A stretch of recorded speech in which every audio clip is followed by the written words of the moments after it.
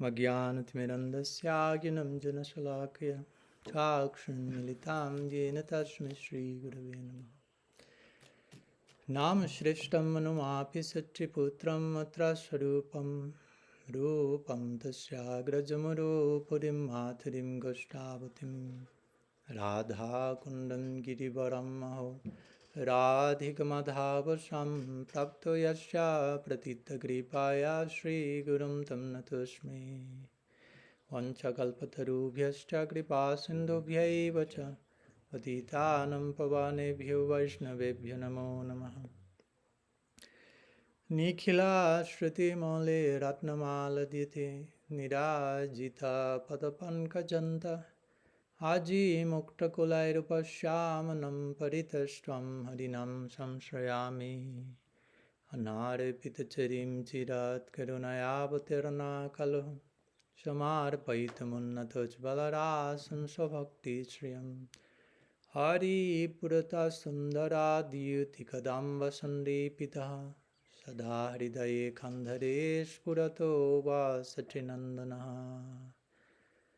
Ajanulambita Bujjo Kanakavadato Sankirtanaikapitaro Kamalaya Takshum Vishwambaro Dvijabaro Jugadharmapalo Vande Jagat Priyakaro Karunavataro Ladini Shakti Swarupaya Gauranga Hridaya Cha Bhakta Shakti Pradhanaya Gadadhara Namostute He Krishna Karuna Sindho Dinabandho Jagatpate Gopesha Gopika Kanta Radha Kanta Namostute Radhi Vrindavanadhishe Karunamrita Vahini Kripaya Nijpadabja Dasyan Mayam Pradiyatam Bhaktya Vihinaya Aparadha Lakshay Chiptashtakamadittarangamadhye Kripa Mayitvam Sharanam Prapanam Brinde Maste Charanarvindam Brinde Maste Charanarvindam. Sri Satinandam Gaur Hari Ki Jai, Sri Sri Gaur Nityananda Ki Jai, Sri Sri Gaur Gadadhar Ji Ki Jai, Sri Harinam Prabhu Ki Jai, Ananta Koti Vaishnava Vrinda Ki Jai, Gaur Preman Hari Hari Bol. So,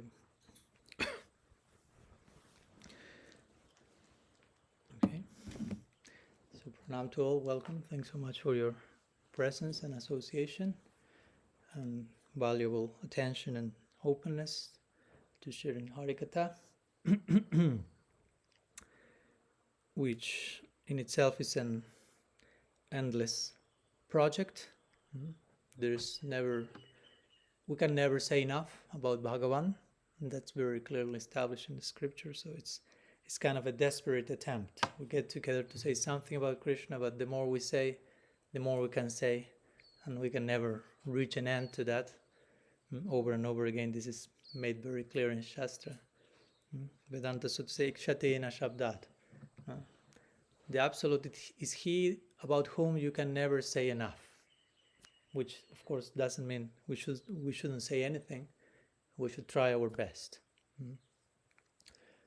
Ananta Katha, I would have called this. Krishna Katha is Ananta Katha, is to talk about the unlimited. And to talk about the unlimited means there's unlimited things to say.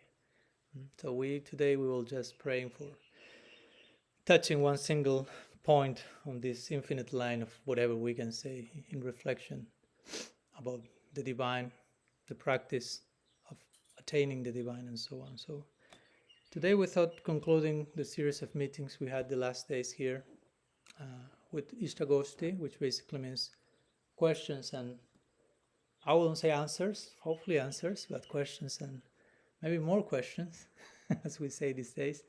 Sometimes the best way to reply to some questions is with new questions, or with reflections at least. No? There's always, again, Ananta Katha. So Ananta Katha means even if I give you an answer, that answer is never all that we can say about it. So much can be said. So even if I give you an hour answer to one question, at the end I should be humble enough to say, Okay, that's the only the little thing I could say today, but this is eternal. So this interaction of questions and answers is very typical in our tradition. That's how basically our main shastras are presented. Sambad. Sambad means also conversation. Bhagavad Gita is a sambad. It's Krishna and Arjuna having a conversation between guru and disciple, an honest, deep conversation, where Krishna is saying some things, but the crucial questions, Krishna is saying some things, and the crucial questions of Arjuna are further turning the ocean of Krishna's answers and take him to say something more and something more.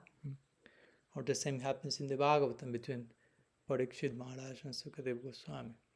As he said the other day, when Parikshit Maharaj requested to Sukadev, please, can you say something about Krishna Lila? No, we are up to the 9th canto. I have 7 days to live. Already 4 has passed. I already have 3. My main interest is to hear about Krishna Lila. And 4 days, more than half has passed, and still Krishna Lila has not come. Can you say something about Krishna Lila? And Sukadeva Goswami at the end of the 9th canto shares 2 verses summarizing Krishna Lila, testing the thirst of the student. Now, here I have these 2 verses, Krishna Lila, that's it. Something else? And Parikshit Maharaj, of course, is, please, more. What can come from these 2 verses? And because of Parikshit Maharaj's insistence, we have the 10th canto of the Bhagavatam, basically. So my point with this is the role of the one who makes the question is so crucial for the one who is given the answer to go further. That's what happened between Mahaprabhu and Roy Ramananda, and the famous Ramananda Sambad. Ramananda will give an answer, and Mahaprabhu will say, Eho bhagya agge kaha ar. No? That's superficial. Please go deeper. Say more, until Mahaprabhu put the hand in the mouth of Ramananda. It's like, that's enough for today. We can conclude here. So, but that's how the conversation progresses. So I'm saying this for you to know that all the responsibility is not on my shoulders. It's 50% and 50%. I may say something, but your presence, your attention, your questions also are crucial to whatever may come as a result of that. That I have this fancy higher seat doesn't mean that I'm here to do the 108% of the whole equation. So that's basically Istagosthi, a teamwork, listener and speaker working together in synergy for a higher purpose, to distill some nectar. Even as the Bhagavatam will show, when the Asuras and the Suras are turning the ocean to take the nectar. Asuras and Suras are not precisely the best friends. So, but even in that extreme case, okay, let's work together to extract something that is of our common interest. So if Suras and Asuras can work together for that, what to speak Vaishnavas and Vaishnavas? No, I hope we will set a better example even on top of that, working together to just extract newer and newer levels of this Anantakata, to bless ourselves, to bless the world, to please Bhagavan. So, that said, are there any questions? Something you may like to ask about, some topics, some whatever?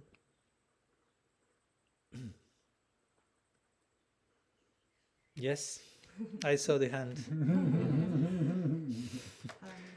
You have a list of questions. Oh, no, it's just my mind on the page. The other night, Maharaj, you were talking about how we run the risk as a society, which any society runs a risk of, if we become too ritualistic, we can become irrelevant to... Do you remember saying that? Yeah, I don't know if you use the word ritualistic, but yeah, continue, no problem. Okay, yeah, possibly not. But that it's not good if a society becomes irrelevant to its audience. And you also talked about boiling the milk and how we... Prabhupada talk about that. Yes. Just in case, repeating it. But yeah, we talk about that. And And I was thinking that obviously there needs to be a balance between the reaching out to give this to others and also boiling the milk Yeah. in ourselves. Yeah. And I was wondering what there's a lot, the world is in quite a tumultuous situation at the moment, and I was wondering what's your take on how we keep it relevant, how we make it relevant in sharing Krishna consciousness at this point in time. Yeah, thank you. Well, a few thoughts that come to mind. I always like to begin with, before thinking about how to make Krishna consciousness relevant for other people, we should ask how Krishna consciousness is relevant for me. Because in some cases it may not be that relevant. And how do I make it relevant? Because if this is not too relevant for me, how I expect that it will be relevant for other people? It all begins with before the outreach, it all begins with the inreach. Before saving the world, how saved we are. My take, again, you asked for my take, of course. So, of course, I'm not against sharing the message, but the sharing of the message also should happen as in my opinion, as a natural byproduct of me being so full in myself of Krishna consciousness that starts to overflow me and starts to sprinkle other people. I'm so immersed in my practice and Krishna consciousness becomes so relevant for me that naturally becomes contagious. And probably I don't need to say even too many things to the person. It's so contagious that it becomes like epidemic just by seeing the person. That's how Mahaprabhu did many times. Mahaprabhu's preaching style was particularly interesting. For example, he converted the greatest scholar of the whole planet, Sarvabhauma Bhattacharya. So imagine if you are on the mission of, okay, you have to convert the greatest scholar on planet Earth to go with the Vaishnavism. Maybe you will start to, okay, what to do, how to begin, how to prepare, or probably you will run away just terrified about the prospect. So what did Mahaprabhu do? He converted. I mean, it was not his intention to convert him, which also is interesting, no? Because I wouldn't say we should have the intention of convert everyone to our creed. I mean, that's not my take. It's not everyone needs to be a devotee of the Gaudiya Vaishnava Sampradaya. That maybe speaks about my weak faith and how I need everyone converted for me to be convinced of what I'm doing. I need to see the whole world chanting Hare Krishna. That's because of universal compassion or because of weak faith. I need all of you chanting so you validate my own faith because I'm not too sure in myself. So I need all of you doing the same thing. Sometimes that can happen. But Mahaprabhu was not trying to convert, but he ended up converting without his intention. And how did he convert the greatest scholar of the whole planet? What did he say?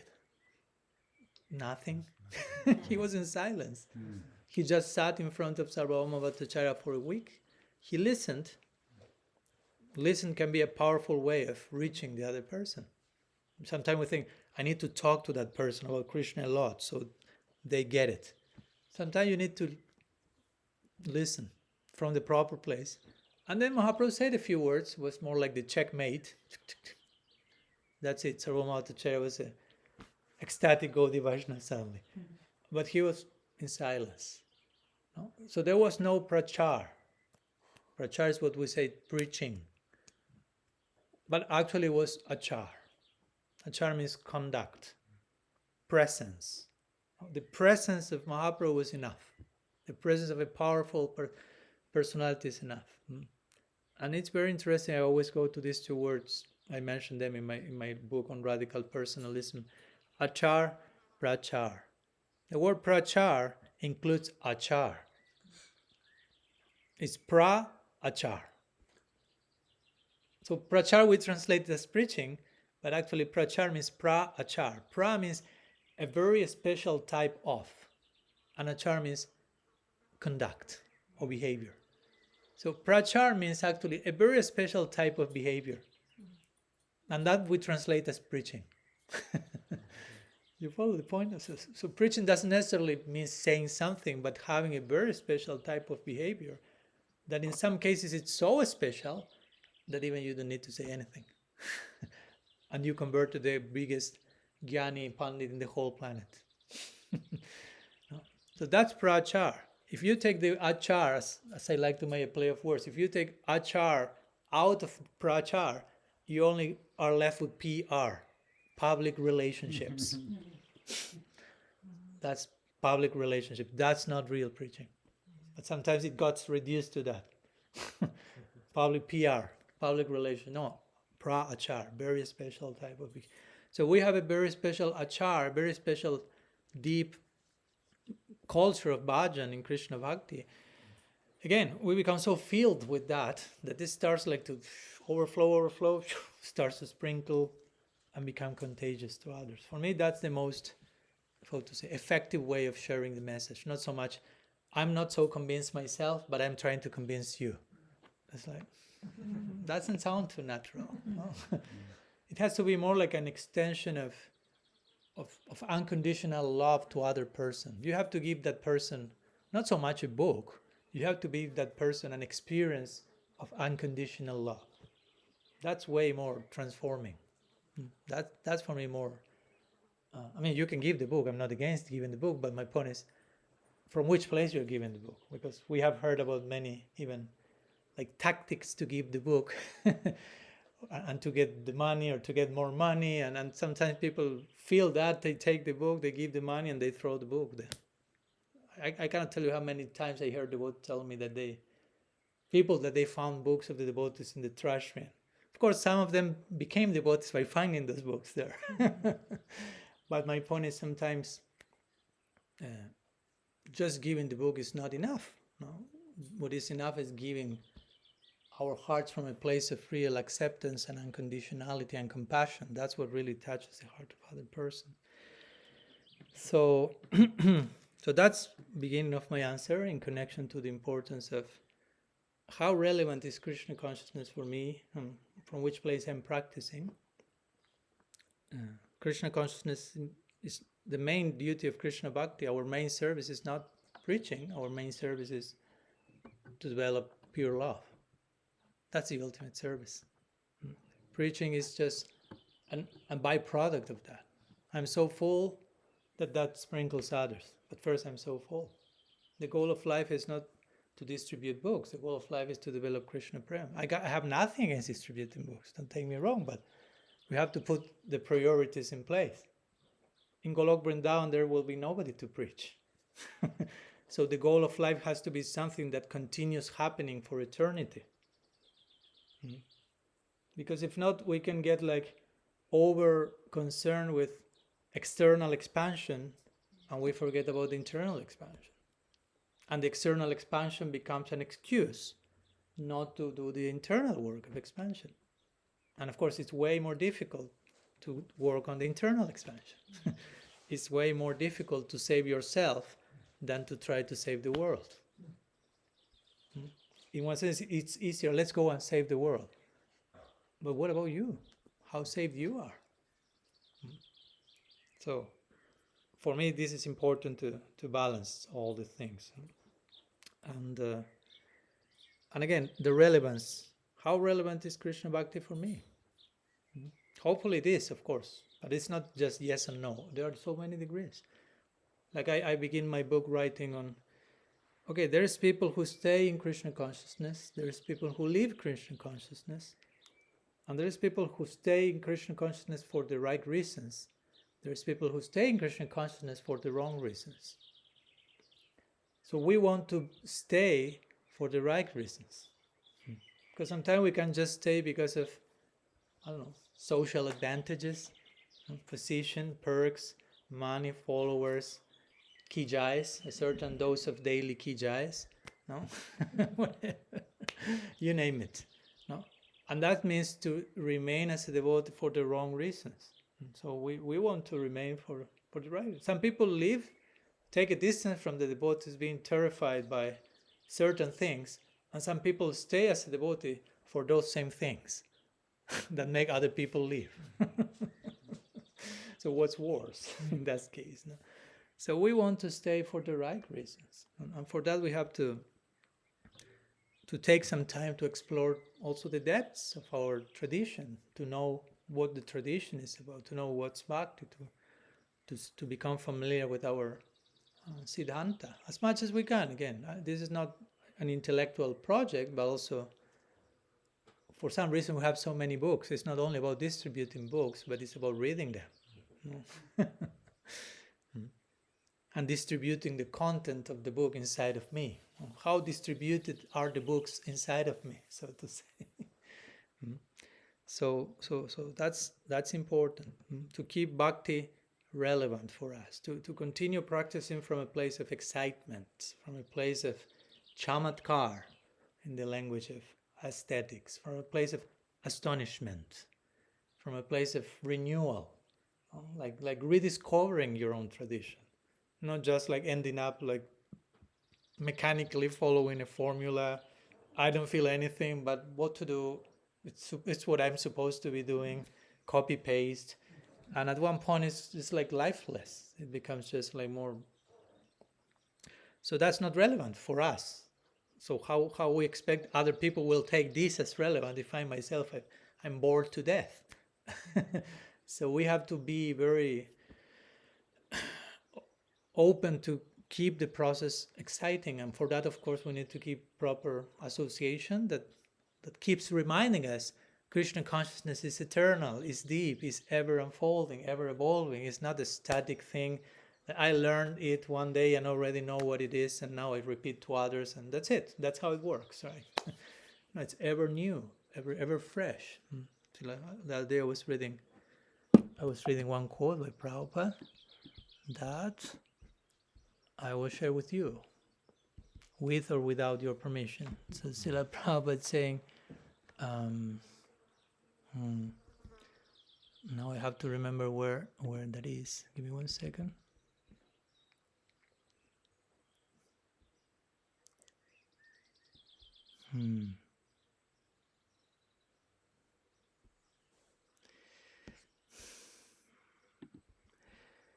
I take all these notes and then the point is to find them. So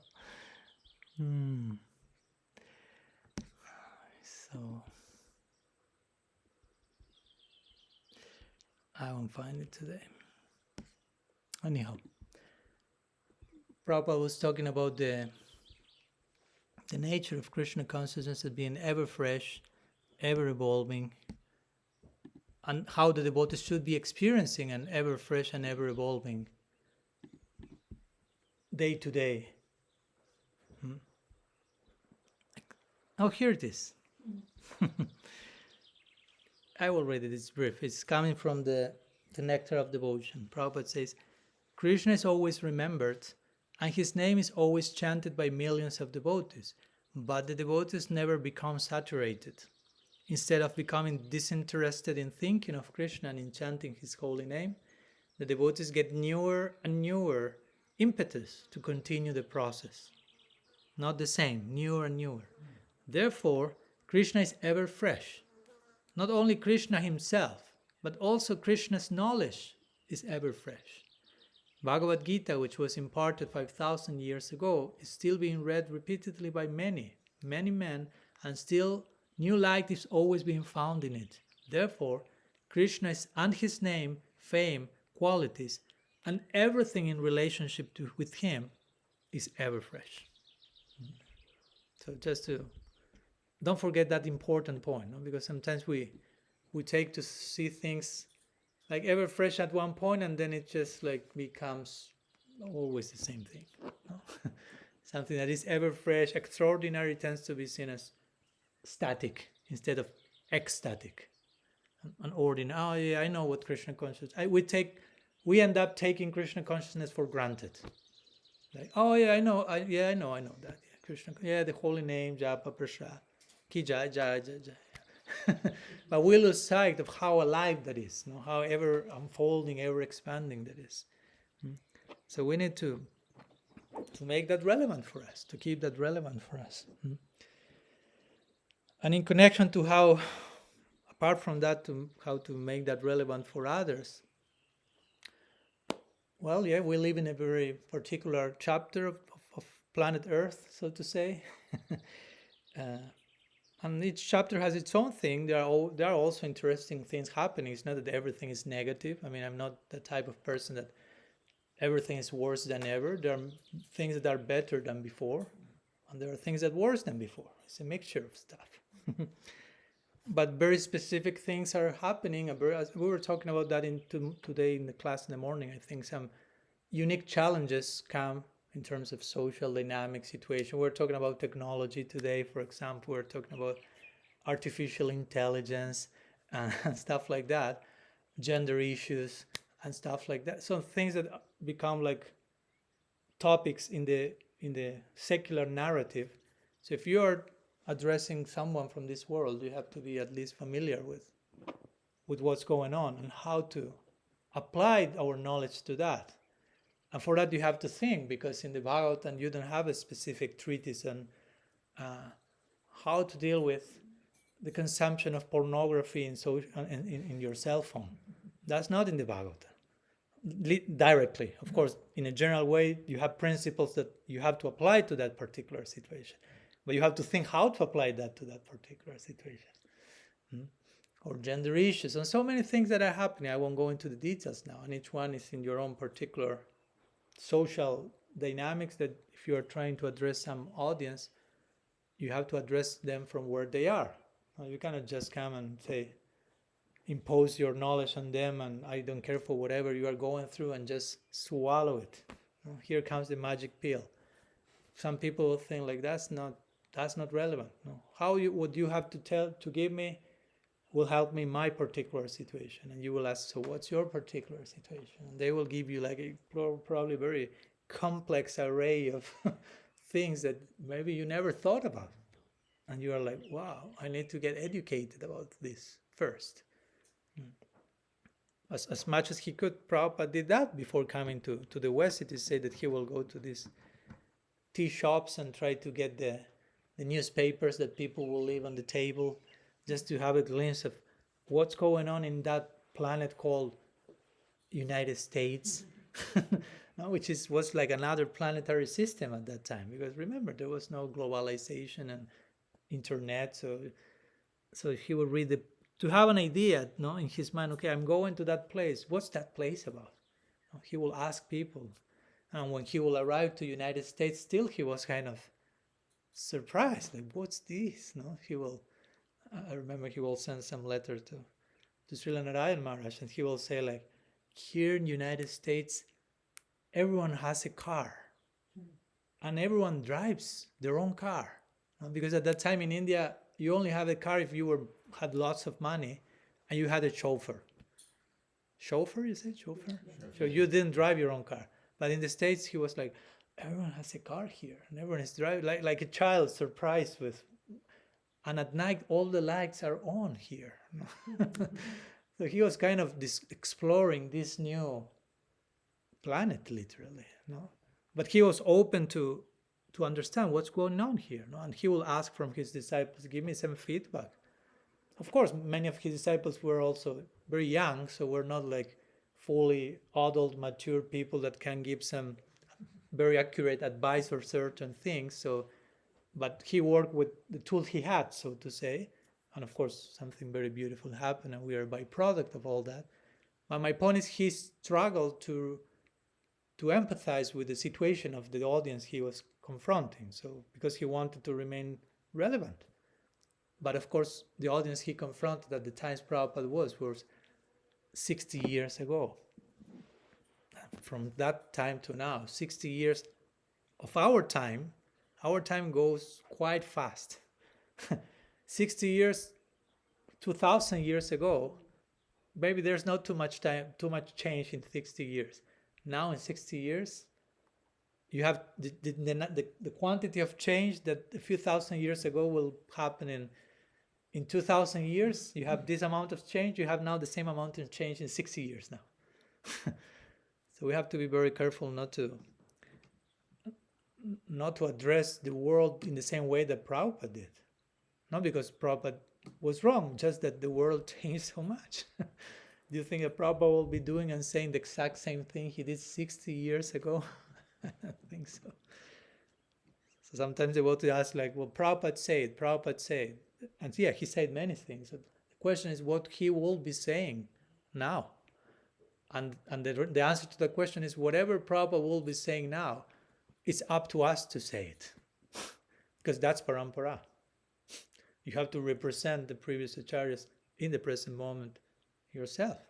You have to take some responsibility.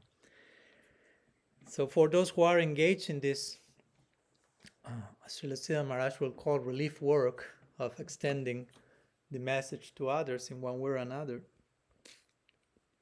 I will personally suggest making some conscious effort to be informed and educated about the world situation. And again, that's in itself it's a tapasya. It may not be as a relish as okay, I will delve into Krishna Lila. I'll have to understand new paradigms, new ways of thinking. Many of them are quite dysfunctional. It's not a sense enjoyment precisely to enter into that. But if you do it with the spirit of compassion, to be able to empathize with others, okay, that expands our hearts in terms of compassion and understanding. So, and it's important to listen to the people. If you want to remain relevant, you listen to what people say, even with the devotees. Again, that's what I tell sometimes. Elder devotees ask, like, how do we keep Krishna consciousness relevant for the younger generations? And the first thing that comes to my mind is listen to them. First, listen to them. Don't be so concerned about what should we tell them. First, ask them, listen to them. Make them feel that their opinion matters, that they have a voice. Don't make them feel like, oh, you are young, you don't know anything. We are the experienced ones, and we will tell you what to do. That doesn't work. That won't work. No. Listen to them and be willing to learn from them. That's a real elder. Real elders are able to learn from young people also. It's not that just I'm an elder and everyone has to learn from me. That's not an elder.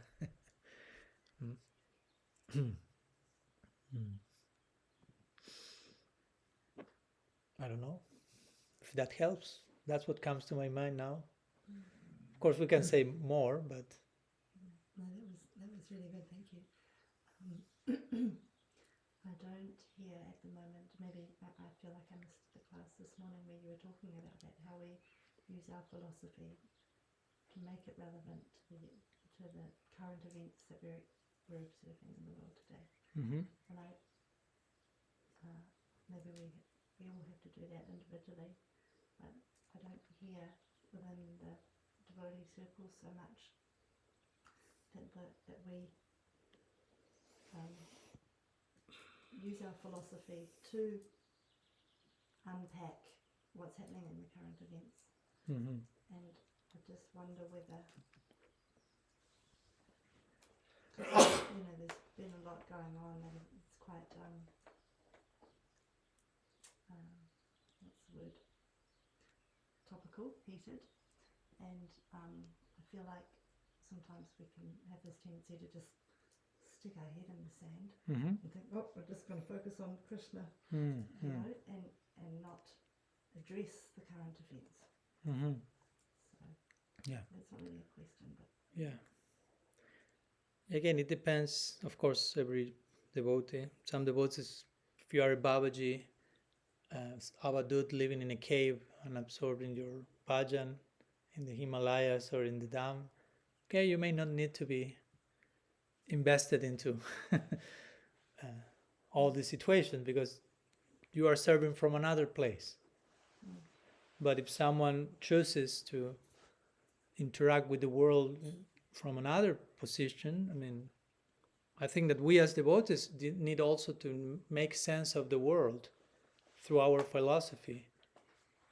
We need to make sense of whatever is going on in the world through our philosophy, because somehow, even though we are devotees and we have our own lifestyle, in some way or another, those things are affecting us also. We are aware of that. Somehow they I don't know, they affect the education of our children, or I don't know. Today we were talking about social media. I mean, I think all of you use social media. It's not like, oh, but I am a devotee. Yeah, but you use social media, which is okay. I'm not condemning that, but there are so many things attached to the use of social media beyond your mere use of social media that you need to be aware and you need to process with our philosophy. We're talking about that today in the morning. We have the 4 regulative principles. We may probably have to inaugurate the 5th regulative principle about how to deal with social media, because many times you end up breaking the other 4 in your cell phone. So how to interact with that new facet of reality that was not there before and now is in everyone else's pocket. We have to do something about it. It's just not just, oh, keep chanting, it's okay. No, we may need to sit and talk about the whole and think and have conversations. That's a form of harikata in one sense. Of course, I'm not saying that's the only form of harikata, but that's not, at least that's not prajalpa, that's not gramya kata. You're not talking about nonsense. No, you're thinking, okay, how to engage with this Shakti of Bhagavan, material energy in the form of technology, how to engage with this in a way that is contributing, nourishing, instead of distracting and destroying, so to say. And with that, with everything else, no? So I think it's our responsibility. If I choose to be in the world, if I choose to interact with the world, it's my responsibility to try to understand and address whatever is happening in the world through the lenses of our knowledge, because the knowledge that we have has the potential to address all these situations, but we have to make some work in thinking about how to do that. No, in this particular case, how to understand that, what to do about this. It takes time. It implies sitting and having sometimes unsettling conversations also about that. So I personally agree that those are important conversations. And the rest is up to us. No?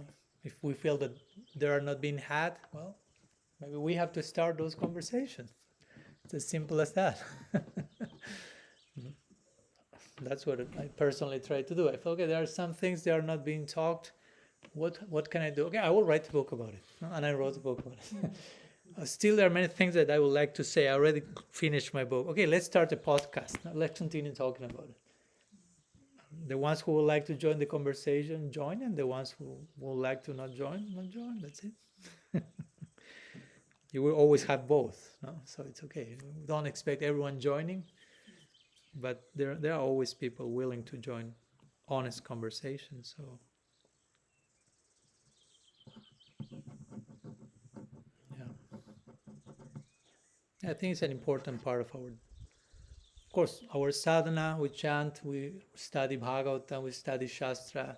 We want to go deep into certain aspects. We serve Guru, Vaishnava. I mean, I'm not saying let's replace all that.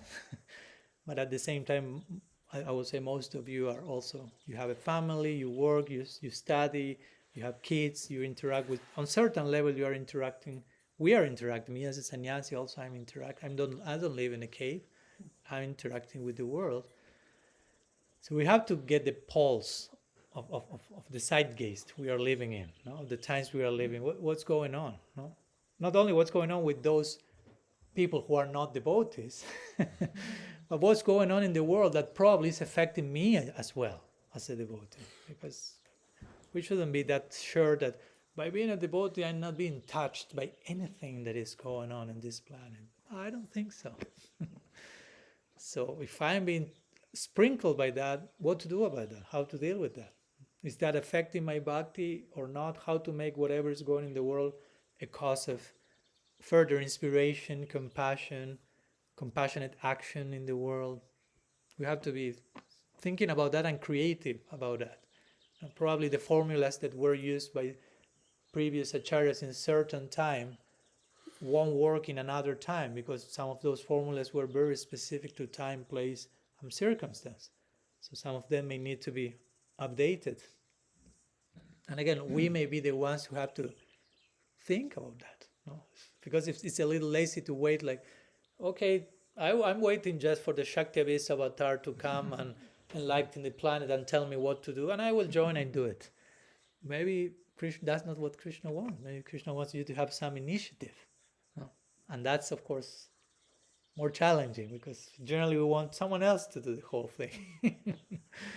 But it's also important at some time in our life to take certain steps. If we don't see anyone doing what we feel must be done, then maybe Krishna is making the arrangement to show it clearly. It's your turn now. And if we take that step in service, that's humility. It's not that it's arrogance and I feel that I'm better than. No, it's in service. Yeah. Yes. Just on going on that train of thought, when people are asked or pressed to study the intricacies of any subject, they feel it spoils the fun. Implications of any particular thing, like the internet or whatever it may be that someone becomes attracted to or wants to become involved with, if they were to research and analyse all the implications with that, they find it not a good thing, because they want to just be involved with that without any strings attached, apparently. Mm-hmm. So then how to present those things to people so that their enthusiasm remains intact, but they also become aware of the implications simultaneously. Well, as you may imagine, of course, each person is a unique universe unto themselves, so there's no single way to present something where that will work perfectly for everyone. It's always requires some personalized accompaniment and following. So, because I know people who may get into the details of that, and they don't get attracted to that, so to say. I'll try to investigate how to deal with this particular issue in the world. It's not that by studying that they become lost into that. On the contrary, some others, yes, may. So we have to see accordingly to each person. If some people I think we have to give a general idea of, okay, these issues in the world, whatever it may be, in the current situation of the planet, this is happening, get a general picture of that. And we have to also be intelligent enough as to present that in a commonsensical way, so they understand why, I don't know, like social media, for example. Again, we have nothing against that, but there are a few issues that we need to be aware of. And you have to present them in a way that people understand, yes, it makes sense what you are saying. No, you're not a fanatical, you're not against that, but you're not naive about that. You're not cynical about that. You're not going to these extremes of being naive and it's okay, nothing, everything's fine. Or the extreme of cynicism, everything is bad and let's reject everything. No, you present a very clear picture. These are the pros and cons of potential pros and cons of social media. And sorry to speak just on social media. It's not the only topic. I'm not obsessed with that, no? But it seems to be the topic of today, this particular day. And people, will know about that. And I will say, if you make a clear, sound, logical presentation about the pros and cons of something, it gives people tools to engage with that situation, with that matter. So if someone would like to investigate more about that thing, I don't think that they shouldn't get entangled in the whole situation. On the contrary, they should get more and more firm into, as I was quoting today in the morning, I read a few books on how to deal with social media properly. So I don't think that by getting a little bit more into the details of that, I'm getting more entangled in social media. On the contrary, I'm more aware of how to engage with that, with consciousness, with awareness. So I would say we have to provide tools like that to people. No? We can point at, okay, these are the present challenges of our zeitgeist, the present situations in our paradigm in these times we are living. These are the pros, these are the cons, this is our philosophy, how to engage with our philosophy in these situations. And some people may be interested in going deeper into that, some others not. And we can accompany them and we see how they are dealing. If we see it's, hey, you are getting distracted with that, what's going on? Okay, let's talk about it. It requires personal, again, proximity and following the situation of the other person. I think that's important. And that helps to prevent lots of situations. Yeah.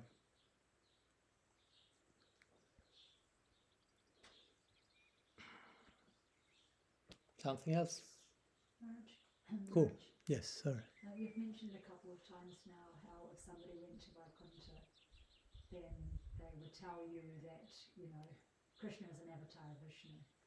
Okay. Yeah, right, okay. So on that principle, I've been thinking about that, but from the aspect of consciousness. So we understand consciousness pervades the living entity, right?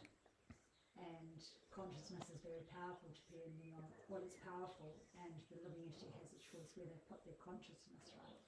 So along with that, we understand that the super soul accompanies the jiva,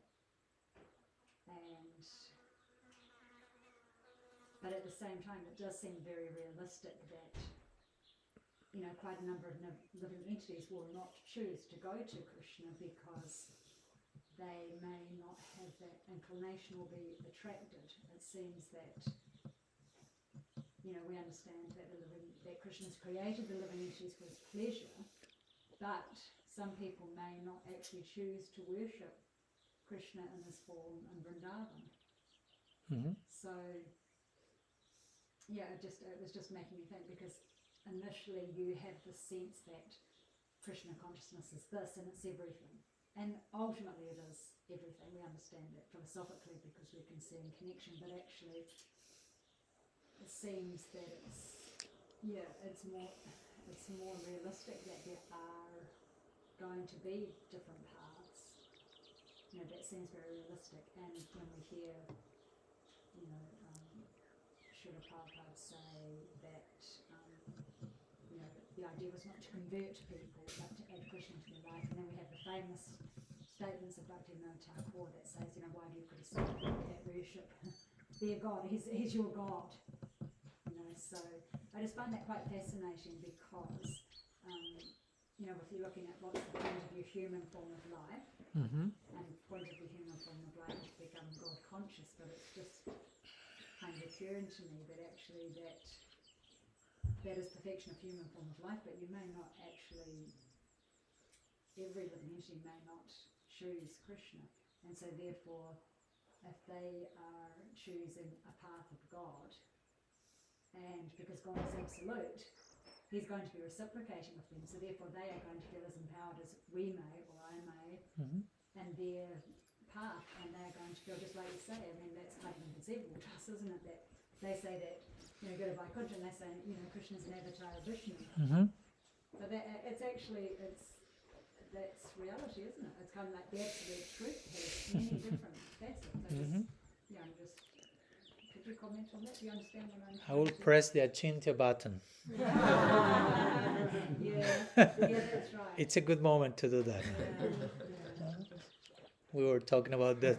For those who have not been in other class, we were joking. For those who were not here, I was joking the other day that sometimes devotees are asked a question and they don't know what to say, and they will resort to say, it's Achintya. No? Inconceivable. Like a way of avoiding the question. They will press the Achintya button. But now I told Sumukhi, now it's a good moment to press. It's a legal reason to. It goes beyond. Actually, Achintya, since I mentioned Achintya, the word Achintya is interesting because it means inconceivable. But Srila Jiva Goswami explains in his Sarva Sambhadini, his commentary on Paramatma Sandarbha, Achintya Gunatam, Shastraikaika Achintya Gunatam, that something is Achintya unless and until we resort to Shastra. In other words, those things remain inconceivable when we don't go to the revelation in Shastra. But when you go to Shastra, many things that were inconceivable are no longer inconceivable. We can understand them. So in connection to what you mentioned, of course, the Absolute is unlimited, and he has unlimited faces, so to say, unlimited facets, and different devotees will find each of whatever their faith is, whatever they're in a particular Istadev, in a particular form of the Absolute, the best, subjectively speaking. Like I say, objectively speaking, we could make a case for Krishna is the sweetest aspect of God. Let's put it like that. Objectively speaking, by comparison with other forms of the divine, Krishna is topmost Madhurya, so to say. Okay, but someone will say, okay, but I don't like sweet that much. No? Like I say, objectively, mango is the sweetest fruit. Okay, but someone may say, but my favorite fruit is apple. Still, mango is the sweetest, objectively, but subjectively, I'm drawn to apple. No? So in the same way, Krishna may be the sweetest, but some people won't take that much of sweet, so to say. Krishna is Madhuram, Madhuram, Madhuram, Madhuram, as it is famously sung. The Madhurashtakam. No? Everything about Krishna is sweet, sweet, sweet, sweet. So for some people, they feel more at home with Narayan or Ramachandra or whomever. So many forms. Unlimited. The Bhatans say asankhya, uncountable. And yeah, all of them are correct, so to say. Krishnadas Kaviraj Goswami makes this very nice statement. Chaitanya Charitamrita says, every devotee will feel that their relationship with God is the best. And then he says, and everyone is correct. It's not that, no, only we are correct. The devotees of Narayan are wrong. The relationship with Narayan is not the best. We are wrong in that case. So subjectively speaking, everyone will find full satisfaction in a particular connection with the divine. And we are not to disturb that. We are to honor that, and we are even to be inspired by that. That's ideal for me, the perfection of the interfaith dialogue. If I meet a Christian, like I do often, I'm not here to disturb your faith in Christ and try to convert you to Gaudiya Vaishnavism. I'm here to have a conversation and hopefully learn something, and hopefully nourish my faith in my own tradition by witnessing your faith in your tradition. That's what happens in the very first book of the Gaudiya Sampradaya. If we choose to conceive the Gaudiya Sampradaya as beginning with Mahaprabhu, which is a way of thinking about it, the first book is Brihad Bhagavatamrita by Sanatana Goswami. And that book is beautiful for many reasons, but one of the main points that the book is making is this aspect of respecting and honoring other conceptions of God. Gopakumar is traveling. Of course, he's following his own mood, so to say, and eventually he's reaching there, but on the way he's passing through he's witnessing so many types of faith and worship and forms of Bhagavan. And he's not disturbing the faith of everyone, trying to take them, hey, come all with me to Vrindavan in Sakya Bhav, because that's my mood. He's like witnessing, learning, being attracted even for a moment, maybe even thinking, oh, maybe this is my place. But eventually, and learning, like when, for example, when he meets with Hanuman, I always like to quote that part in Ayodhya. So what happens? They meet each other, they embrace each other, they acknowledge we are devotees of Bhagavan. Bhagavan is one. There are many faces, but it's the same person. The Bhatans say what? Vadanti tattva vidas tattvam jnanam advayam rameti paramadmeti bhagavaniti shabdyate. Reality, or tattva, the ultimate reality, tattva is advaya jnana, non-dual consciousness. It's non-dual. Non-dual means there are not three ultimate realities. It's one. But expresses itself in Brahman, Paramatma, and Bhagavan. And Bhagavan, there are many faces of Bhagavan, but all of them are the same absolute.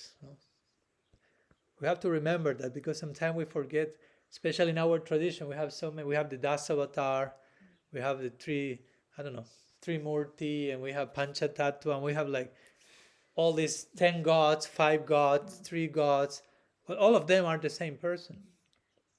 Sometimes we forget that. If we are celebrating, Gaur Purnima, I'll tell you, well, Varahadev? Okay, Varahadev is Mahaprabhu. They're not two different people. But do we think like that? Or we think of them like different? No? Kurma is here, Vishnu is here, Mahaprabhu is over there, but all of them are the same person in different emotional dispositions. But sometimes we don't think like that, and we end up being polytheistic instead of monotheistic. Our tradition is, sorry for so many technical terms, but it's called polymorphic monotheism. Monotheism is one God, polymorphic, many forms. The same God adopting many forms. So, going back to Brihad Bhagavatamrita, Gopakumar meets Hanuman, and Gopakumar asks Hanuman, he's not trying again to preach to Hanuman. No? My Krishna, come to Golok with me, this is the real thing. He's saying, can you please sing the glories of your Lord? Of your good Lord? There's a song that says like that. No? So please sing the glories of your good Lord. So Hanuman starts to praise Sri Ramachandra in trance. And Gopakumar is relishing that. But when Hanuman finishes to glorify Ram, Gopakumar says, Jai Sri Krishna. No? So he gets nourished in his faith for Krishna by witnessing Hanuman's faith for Ram. Because he understands he's the same person. And then Hanuman asks Gopakumar, please now sing the glories of your Prabhu, of your good Lord. So Gopakumar starts to sing the glories of Krishna in Vrindavan, Madan Gopal. And Hanuman is, and at the end Hanuman ends concluding and says what? Jai Sri Ram. So that's the perfection of inter-religious dialogue, so to say. No? I'm saying both of us understand we are talking about the same person, we are worshipping the same person from different places with different moods. And when I witness your faith, that nourishes my faith. No? It's not disturbing my faith. Your faith nourishes my faith in a unique way. So that's important. Instead of thinking there has to be only one correct way of doing things, and I happen to be in the correct group, so everyone else is wrong, of course. No, it's more challenging than that, so to say. No, like when you were quoting, and I quote that in my book, Bhaktivinoda Thakur saying, I like to share that quote. That's very powerful. The point is how quick I will find it. That's another thing. Let's see. Have faith and have patience. Bhaktivinoda Thakur. Hear this. That was fast.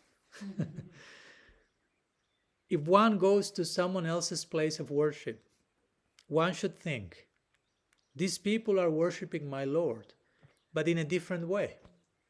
Because of my different training, I cannot quite comprehend this system of worship. However, through this experience, I can deepen my appreciation for my own system of worship. The Lord is only one, not two.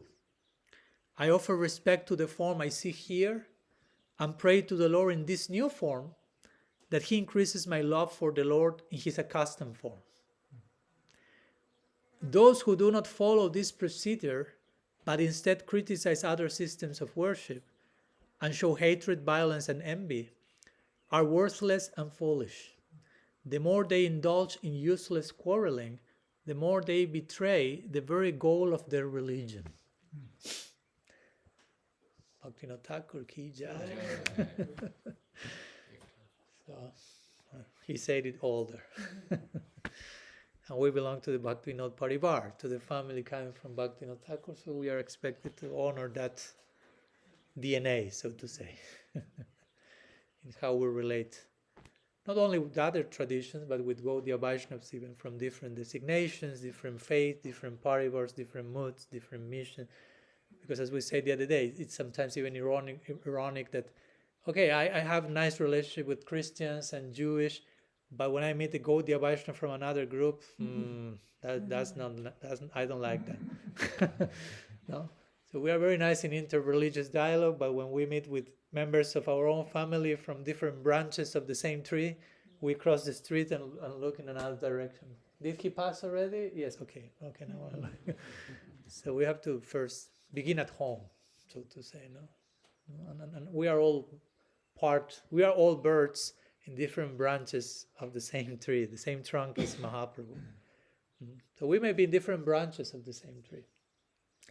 But you generally don't see, as I mentioned in my book, you never see two branches of a tree fighting with one another. You look at the tree, you won't see the branches fighting with one another.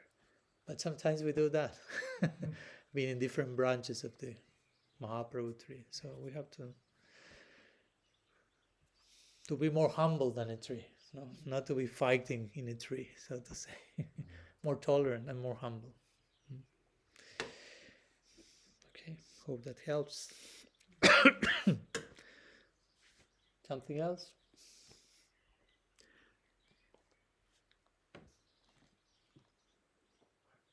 I have a question from my friend. A question from your friend? Yeah. How is that happening? I don't understand. Social media Yes. Thank you. Being brought back to reality. I sent him a recording of your first talk. Social media, it's okay. He said that. Email. Okay. And Live stream. Yes. and he texted me through a question. Okay. It's in the similar vein of the question I asked. Let's see. He's a writer and an actor. Anand? Actor. Actor. Okay. So he says, I'm an artist, and when it comes to thinking of my career, I'm often torn between two conflicting ways of thinking. Sometimes I'm passionate about building a respectable career for myself with hard work and commitment. I obsess over the work. Then sometimes I feel overwhelmed with the idea that the whole human experience is illusory, and nothing could seem more absurd than building a career. What are your thoughts on this dilemma?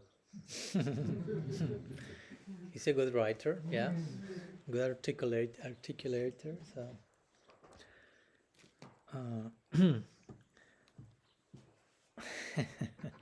of course, as I told you, and I'm sorry if I repeat myself so much, but I can share some general thoughts. Although the question is very personal, but I don't know the person. No, I just got a glimpse of the person by that question, but I don't know the person enough as to say, this is what you need, no, and give like a very conclusive advice to someone I just know by a few lines. So I just will say something general, and hoping that it applies to your friend on some level. So on one side, he has this side of, okay, I want to build a respectable career. And on another side, he's concluding that the whole human experience is illusory. So what's the purpose of this whole career stuff? It's insignificant at the end of the day or something. Again, I don't know him, so I don't know which is his orientation, philosophically speaking, in terms of the whole human experience is illusory, and so on and so forth. No? Because there are different currents of thoughts. No? If you are connected with Advaita Vedanta, you will say everything is an illusion. No. I'm not saying he's in that position, but I don't know. Again, some people will think everything is an illusion. So of course, you have to know how to navigate your life with that orientation to life, because whatever you are doing apart from Brahman in their tradition is false. But that's not our philosophy. That's my point. So I wouldn't say your whole human experience is illusory. I don't agree with that. So by clarifying that, I think that helps to harmonize the first part. No, your human experience is not necessarily a complete illusion. No, it doesn't need to be taken to that level. Of course, we can as humans, degrade ourselves extremely and make everything a complete illusion, but it's not that necessarily the human experience is a complete illusion in every way you approach it. Because we are devotees and we are having a human experience. I mean, the whole class yesterday morning, I think, was about staying human and integrating humanity to our spirituality. We are not so much humanity's illusion, let's cut from it and just transcendence. I mean, our goal is the Nara Lila in Vrindavan.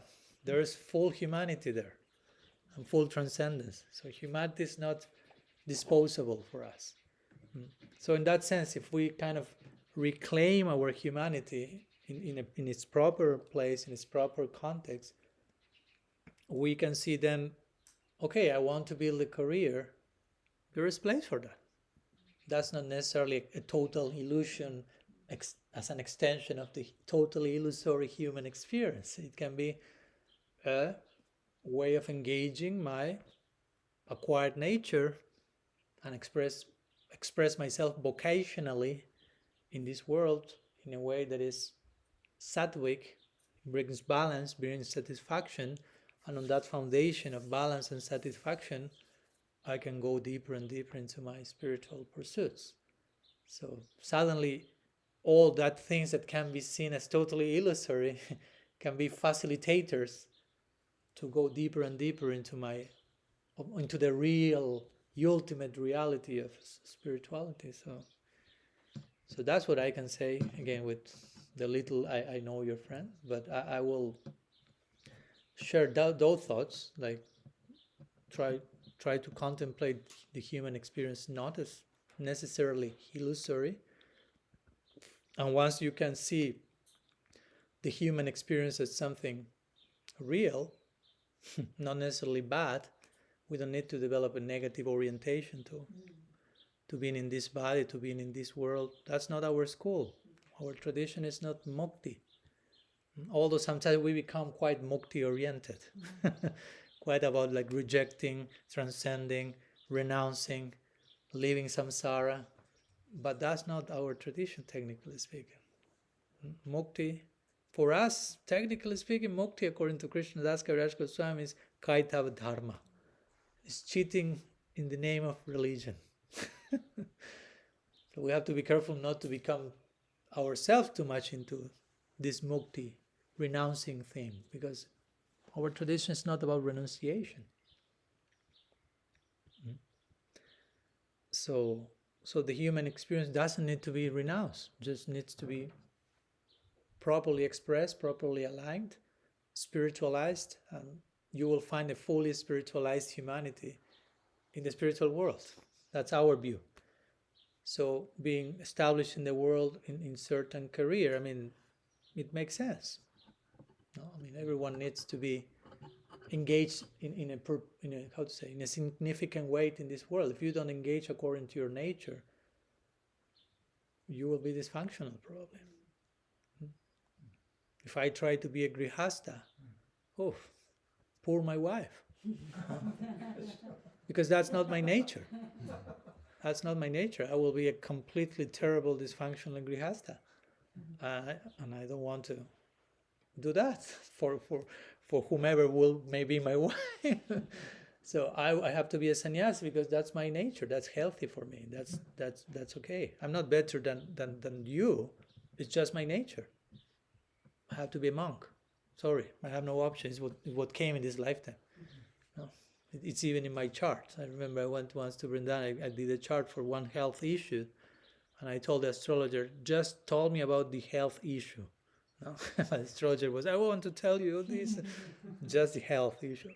But something else. Okay, something else. Oh Maharaj, you have the perfect chart for sannyasi because Venus, which is a planet for romance, is in the worst possible position. So romance is not for you. And I was like, yes, totally. I totally agree. It never happened.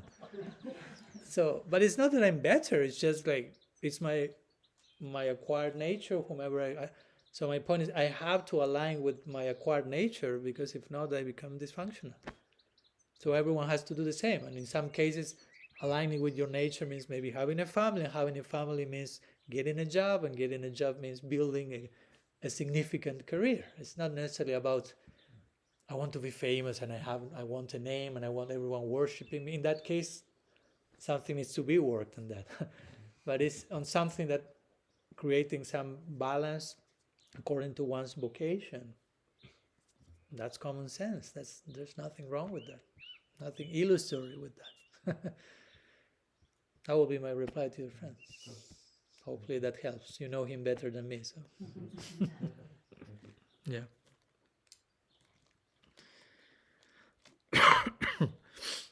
Something else? To come through? Whereas you started off discussing the relationship between the speaker and the hearer. You're talking about the percentage responsibility in any kind of sangha and so forth. I'm just curious to explore a little about the whole culture of hierarchy and speaker and or guru and disciple, and how as a student or as a hearer one is empowered to learn when the hierarchy tends to impose a sense of fear or expectation that's beyond one's capacity. It's a sort of topic that comes up for me a bit, because it seems like it's very commonly applied, that kind of hierarchical, patriarchal kind of approach to instructing and teaching, and obviously there's a place for implicit following and subordination. That's there within Shastra, of course. So it's just how to create the right culture, how to encourage the right culture, so it doesn't evolve into something that's counterproductive for the purpose that you're actually aspiring to towards within that relationship.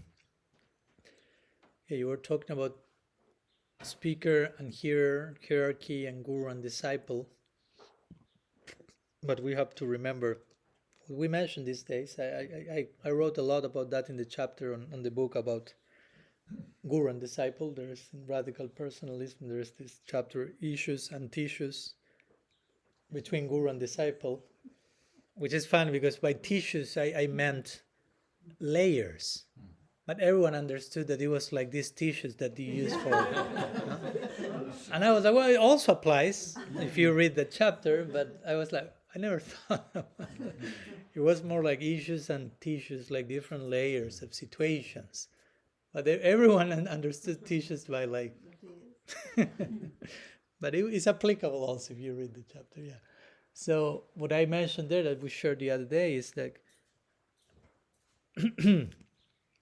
that guru also is a student. No, guru is a disciple. An ideal guru will feel himself, herself, just in case, a disciple, and will be willing to learn and to listen, even from his students, if the situation arises. No? And maybe unless I give you an example of that, what I'm saying sounds strange, but I gave you the example the other day. And the example is right in our face. Maybe we don't see it. Just go to the Bhagavatam and you find Srila Vyasadeva. He's the archetype of the guru figure. I think we talked about that yesterday even. Sorry to repeat myself. And Vyasadeva, he's the guru figure. I mean, Guru Purnim is Vyasa Purnim. He's totally related with the idea of guru. What you find in the Bhagavatam, Vyasadeva is instructing Bhagavatam to Sukadeva Goswami, and then he's going and listening and taking the class from Sukadeva Goswami. The gurus, Vyasadeva, instructs the students then is giving Harikatha, and the guru is listening. I mean, I'm not saying it has to happen always in that way, but I'm saying it's no problem if that happens. No, I mean, immediately you have that reference in the Bhagavatam, like from the main guru figure in the Vedic tradition, Vyasadeva. Like that carries some weight.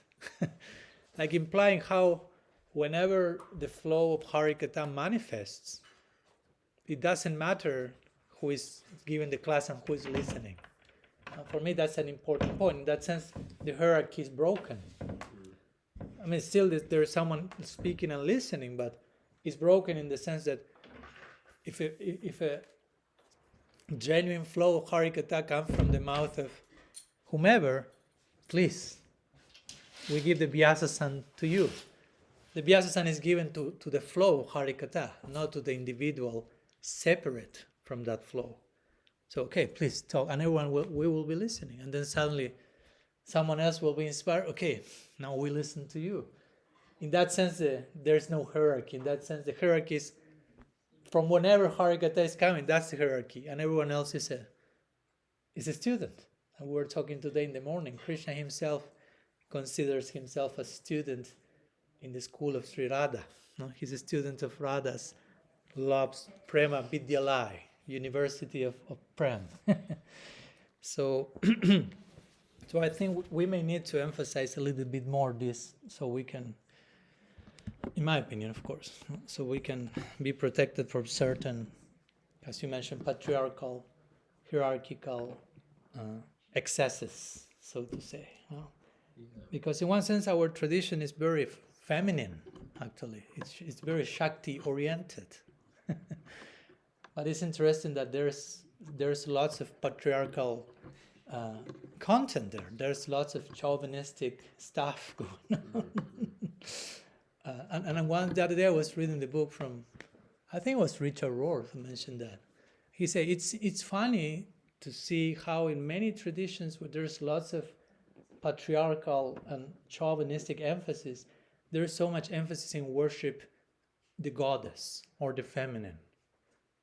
He was not thinking about our tradition, but speaking in general. He will say, probably it's an unconscious way in which we try to make up for our lack of feminine side, no, and our overtly patriarchal, chauvinistic orientation, and we worship the goddess as trying like to unconsciously complement with that. But yeah, I think we need to emphasize in our particular tradition way more this feminine element. No? Not only feminine element in terms of let's worship Sri Radha, but also in ourselves and the feminine side of our personality and so on and so forth. And because if not, it becomes too suffocating and too, so for me, it's, as I mentioned in my book, it's not so much like a pyramidal hierarchy with someone at the top and everyone else down, but it's a circular collaboration where sometimes, according to the necessity of service, one will be given the Harikatha, one will be on the top of the hierarchy, so to say, and sometimes someone else will be there, like Vyasadeva giving Harikatha to Sukadev, Sukadev giving Harikatha to Vyasadeva. But all of them are serving the same idea. We are all servants of the same cause. So in that sense, guru-disciple relationship is a teamwork. Of course, as disciples, we will feel my Gurudev is worshipable, and it's not that I will say, I can give class to you, Gurudev. We are on the same. No, I'm not saying that. But at the same time, we are serving the same ideal together in one sense. Gurudev is serving divine love. I want to serve divine love. Gurudev is also a disciple of someone else. So his main sense of identity is I'm a disciple. Generally, a guru is not feeling so much, I'm a guru. I'm not a disciple. I'm a guru. No, a guru is a servant of everyone. The guru, someone who really can be a guru, who has the adhikar for that, is the one who has the capacity to serve everyone. Generally, the guru is serving the disciple more than the disciple the guru in many cases. Although, again, it should be a reciprocal flow.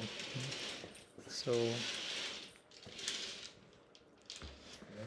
I think we need to emphasize this idea. No, like guru is not a position. Guru is a service. It's It's not a hierarchical post, so to say. No? It's not the professional role that I acquire now. It's a service. It's an even more committed service. When I have to become even more of a disciple, so I can survive that service.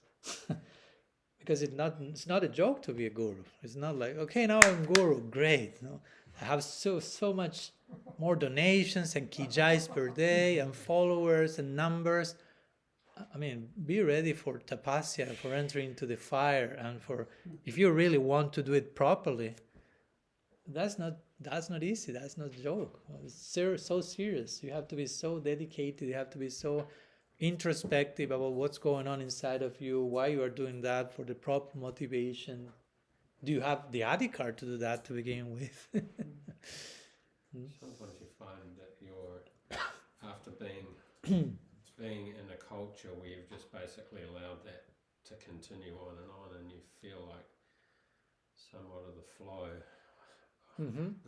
is kind of being curtailed, because you just feel like you're just being patronised all the time, or whatever, subjugated. And then you might have experience with peers even.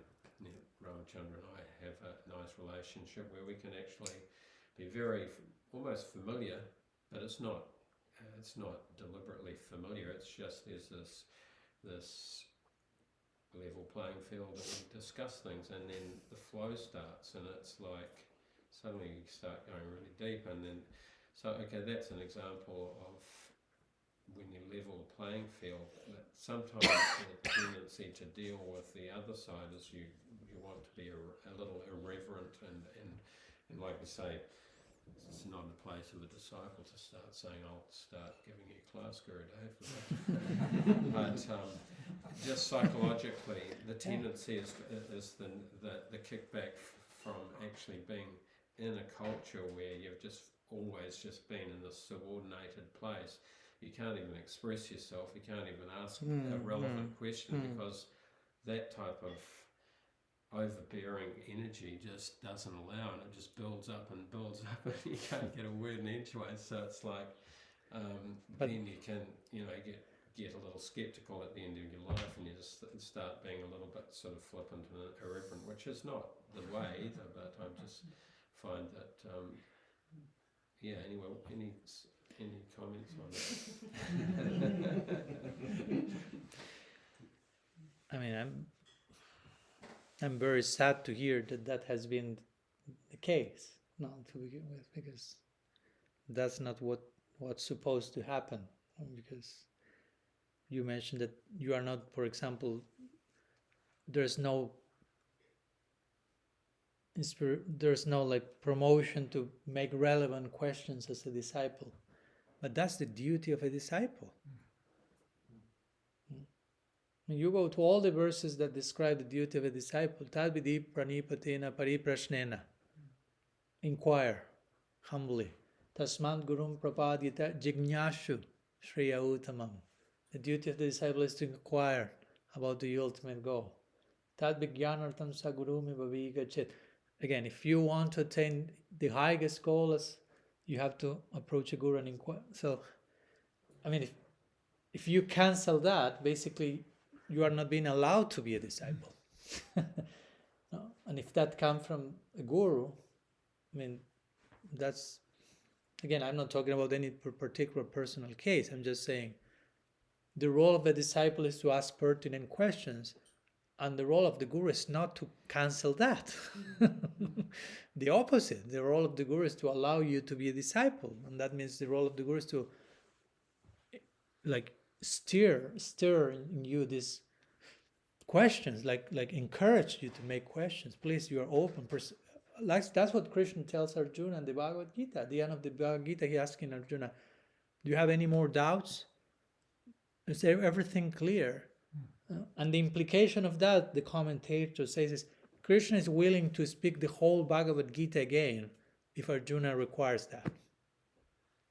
It's not that Krishna say, okay, I talked the whole Bhagavad Gita, so better you understand it, because, I mean, this guy's been already 15 minutes of talking, 45 minutes, whatever. Good luck. And no more questions, of course. No. I did everything I could, so it's up to you now. No. Krishna is like, you understood everything's clear, and the implication of that is, I'm willing to tell it all again if you need it. That's the commitment of the Guru. That's the response. That's the dedication. Instead of canceling the function, the flow of inquiry, so to say, and by that canceling, creating a culture of intimidation or fear, or where the opposite of that is supposed to happen. Rupa Goswami says the ideal relationship between guru and disciple. This is the third point of his 64 angas of bhakti. Vishram Bhina Guru Seva. Means you are supposed to serve your guru with Vishrambha. Vishrambha means trust, friendship, confidence, intimacy. All this is implied by the word Vishrambha. So as I said the other day, this is not only an instruction for the disciple. You should serve your guru in that way. This is an instruction for the guru. You should allow that to happen. Because maybe the disciple will approach the guru with fear. In his lack of experience, you are afraid, you are nervous, whatever. And the guru has the duty of gradually creating a culture of intimacy and love and affection and trust, not increasing the fear and the distance. That's not the role of the guru. The guru in that case is doing the opposite of what's expected. And again, that's in Shastra. I'm not coming with my own idea of how it works. That's what the Shastra is saying. And I think, again, that's what our common sense hopefully validates. Our gut intuition confirms, yeah, it should be like that. It should be love, affection, trust, intimacy. like Krishna with Arjuna. Again, that's the archetypal guru-disciple relationship for us, as many others. And Krishna is so affectionate to Arjuna. And Arjuna is so affectionate to Krishna. Of course, they are friends, but also guru-disciple relationship there. The same with Sukadeva and Parikshit. There is so much affection. And Sukadeva Goswami is, again, encouraging more questions. And when Parikshit makes questions, Sukadeva Goswami is celebrating the questions of his disciple. And wow, a new wave of inspiration comes by your questions. So now, and the guru feels indebted to the disciple for the question. Like, you are doing me a favor. By engaging me in further Harikatha, by inspiring this new wave of Harikatha that comes because of your question. So thank you so much. That's the actual humble spirit of the guru. And with this, again, I'm not trying to criticize anyone. I'm just saying whomever does not do that as a guru is just not performing their role. I mean, we have to have those things clear, because if that's not clear in the name of being a guru, we end up doing everything and anything, and so many, the faith of so many can be shattered in the way of that. So yeah, we should encourage honest inquiry. All questions should be welcome, and the guru should be delivering the message in such a way that will create new questions in the disciple. No? As we were talking the other day, the guru is not trying to bring closure, but to bring disclosure. And when the disciple is thinking, okay, now I understood everything, the guru will say something else, so the disciple doesn't think that he understood everything. So he keeps the disciple on the edge of the seat. Like, oh, okay, wow, I never thought in that way. Oh, that layer of depth on that neuro. Wow. So the disciple always feels a disciple, a student forever. That's what Srila Sridhar Maharaj said. We are students forever. Because we are studying something that is eternal and infinite. So we will never become masters. We're always studying this. So the guru has to be expert in creating that culture of constant inquiry. The guru himself has to be in that spirit. No? Always going deep and discovering new things. and allowing that to flow from the disciple and feeling blessed by that again.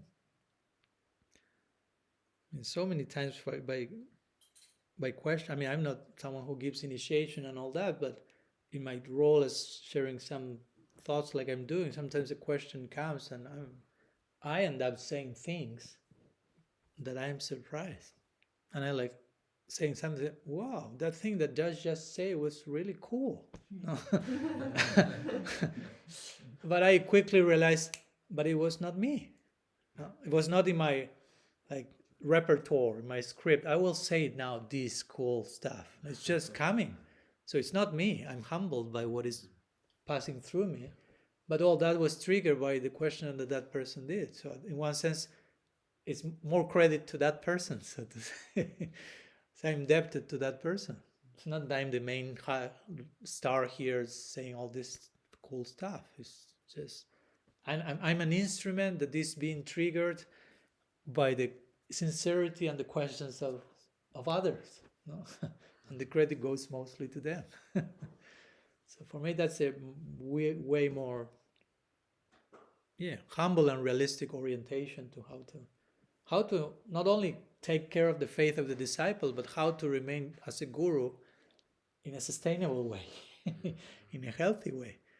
Because if you treat your disciples without, allowing question, without allowing thinking, without allowing dialogue and opinion and cutting, your own situation as a guru and your own role will start to become compromised and affected, and no wonder in time it may become unsustainable in some cases. So yeah. Is that also a symptom of a whole systemic support culture that is the background of many of these more senior, gurus in institutions, or not necessarily in an institution, but just of a guru that's supported by a culture of people that don't have their back either. So, so therefore they've basically got defense mechanisms to keep things at necessary. Yeah. And of course we also have our responsibility in the sense that we may choose to comply to some abusive patterns, and also we have our share of responsibility in some cases. No? I don't want to sound like okay, all the fault and responsibilities on that person. No, if I choose to accept that, I'm choosing to accept that. I have to take my responsibility. No? And sometimes certain situations of abuse continue because people comply also. No? Like the other day I was watching someone making a presentation. He was talking about Nazi Germany, the Holocaust. He was speaking about that, and he will ask the audience, so do you agree with that? With the Holocaust and all that? And I was like, no, that's horrible, and so on. And then he says, okay, so I have some news for you. He said, if you would have been in Nazi Germany at that time, probably you would have ended being a Nazi. And he started to explain why. Because if you are just in the middle of a whole group of people that is going in one direction, generally you tend to go where everyone else is going. So although now you tell me that's horrible, I will never do it, if you have been in that particular situation, probably you have also complied to that. So and the point he was making is, so regimes like the Nazi regime also are possible because people comply to them. With this, I'm not saying poor Adolf Hitler or anything. I'm just saying it's more complex than how we think things. No, and we have to take our responsibility also. No? Which doesn't, still the other things are wrong, what I'm mentioning, but also we as disciples have our own freedom and choice and opinion, and we can say that's not correct. And I understand we are sometimes young and we are in an environment, and again we are carried by certain ways of doing things, but we are where we are now, having gone through that, learned through that, and hopefully we can continue making more informed choices. And that's how we learn also many times. As we said the other day, many times we grow more by doing it wrong than by doing it right. But the important thing is that we learn from that, not so much that never do any mistake or never go through any complex situation. That will happen even if you don't want. But just trying to learn and grow. Yeah.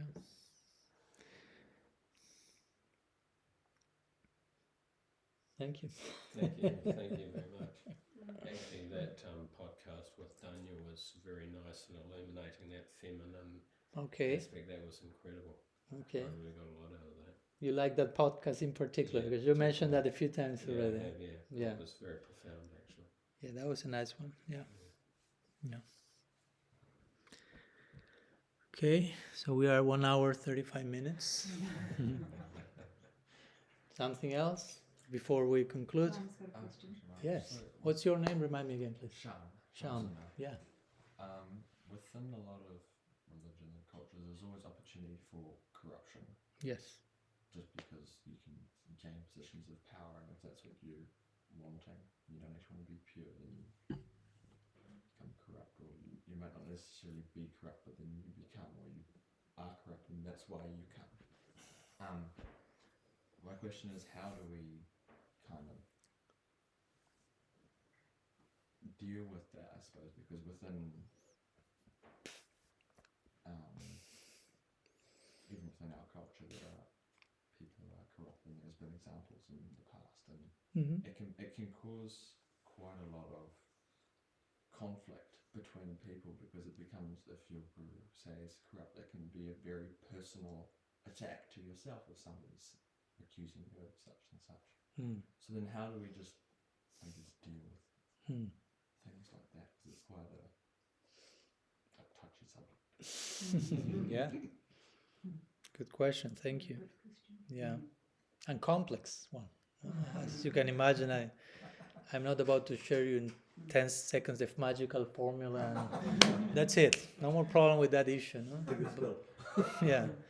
But yeah, we need at least to, I would say one beginning thing is what you are just doing, which is to make a question about it. No? Like to be courageous enough to say, this is a question for me. No? Because sometimes the problem is you cannot ask about it. No? No, like censorship, cancel culture. So just having the conversation, I'm not saying that's everything, but that's maybe half of the solution. No, like to be willing to have conversations about touchy subjects and things that may be like uncomfortable and unsettling, but that we need to talk about it. Even if we don't have a fully like figured out solution, at least let's sit and bring the topic to the table and try to understand why and how and what to do. But if you are not even talking about it, I mean, of course, you cannot expect anything, because still it's not in the no. So I will first say that. Of course, regarding corruption, I wouldn't say that if someone ends up being corrupt, it means that that person was corrupt all the way along. We can see many times someone comes with very good intentions, but get corrupted on the way, no? Because we are weak, and as there's this famous saying, power corrupts, and lots of power corrupts a lot. No? So, I mean, power is. When I say this, I'm not saying that power is bad in itself. It's more a way of saying, in general, power corrupts, but in itself, power is not bad. I mean, you can have power and use that in a proper way, like we were talking the other day. Mahaprabhu, I no longer know when we were talking that, but it was here, I remember. When Mahaprabhu, that was on Jiva Goswami's Tirobab, yeah. So Mahaprabhu organized his sampradaya around the 6 Goswamis. The 6 Goswamis were kind of the architects of the Gaudiya Sampradaya. And that's not coincidence that Mahaprabhu chose those 6 particular persons, because all of them somehow or other had a very powerful position in one way or another. No, Rupa Goswami Sanat coming from a very prestigious Brahmin background, Raghunath Das Goswami coming from a multimillionaire family, Gopal Bhatta Goswami being the only son of the main priest of the main temple in South India. That's power. No? All that is power. power. But that was used in a proper way. You follow my point? So Mahaprabhu thought about that. Okay, let's use power here, but to build a sampradaya. So just to make it clear, power is not ontologically bad. But you have to have, of course, the capacity to deal with power. No? The Goswamis were the Goswamis. So I will say that the important thing is do not put power in the hands of people who do not have the adhikar to deal with power. Because even if you have good intention, they may have good intention, but they become like overwhelmed by that. No? I mean, many of the disciples of Srila Prabhupada who accepted being gurus in the beginning, I mean, I trust they all were sincere and had the best intentions, but suddenly they were like in such a position of power. And for many of them, it was too much. And I totally empathize. I mean, I'm not just blaming. It's like, if I would have been there, probably I did it worse. I don't know. Imagine 20 years, 20-something, you are guru of thousands, and you have like these properties and name, and everyone is worshipping in the same way that Prabhupada was worshipped. Wow, you have to have such a realization to survive such a thing. No? So that for me is an important lesson that, okay, if you give too much power to someone, in one sense you are killing that person. You're doing violence to the person. Because the person is not able to manage, to digest such a degree of power. So power has to be like administrated in sustainable doses, like installments. So that's why we need, of course, we need elders in every tradition, every culture. Elders are very important figures, and elders are people with wisdom, with maturity, with humility, with service spirit, who can influence others, but they are not willing to influence anyone. No, they can, but it's not. I mean, they have the power to influence so many, but it's not that they want to be influencing people. That's what makes them elders, actually. So those people are the ones who have the vision. Ideally, that's representative of the guru figure or elders in the community, and they are the ones who have also to guide the rest of the community in terms of, okay, how are distributing power here in the way that is sustainable for them, and it's used for service. Again, because we need power. It's not that we are against. We need power, we need empowerment. We don't need to disempower people. We need to empower them, but to empower them in a way that the power is not, again, overwhelming them. So we have to, before giving power, before giving position, before giving responsibility, we have to also take some time in how much you can handle this. Which is your adhikar, which is your eligibility, which is your maturity, which is your criteria, which are your motivations. And even if everything is in place, okay, you have this power, then there has to be, again, a very close following of that person. Let's see how you deal with the power we have given to you. No, it's not like, okay, you were okay before the power, now you have the power and everything will be fine. Probably not. It's not fine. Probably at one point it's too much, and you need to do something with that. So, yeah, that's what comes to my mind. Again, I know there is no universal solution, but a few thoughts. Again, to begin to have the conversation about it and to talk more and more about it. And to make that point clear, whatever power is being given, it's always in service. It's always in service. If you are a guru, you are receiving so much power, but that's to offer in service. So you have to have the capacity of offering that in service, offering power in service. That's and not offering it to yourself, not taking power and doing a self-puja, so to say, but continuing doing that.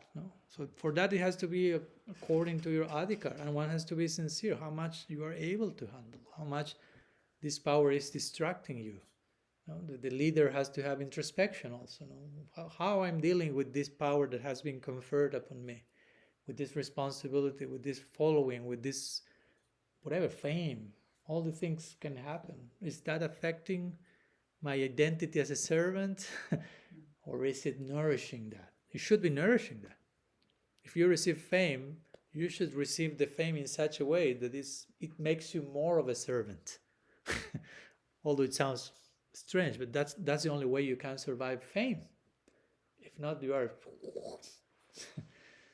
pratishta. I mean, pratishta is so subtle. No, that's the subtle of the subtle thing. It's not so easy to be free from that. Even if we think, no, I don't care for that. Don't be so sure. There's so many layers of that.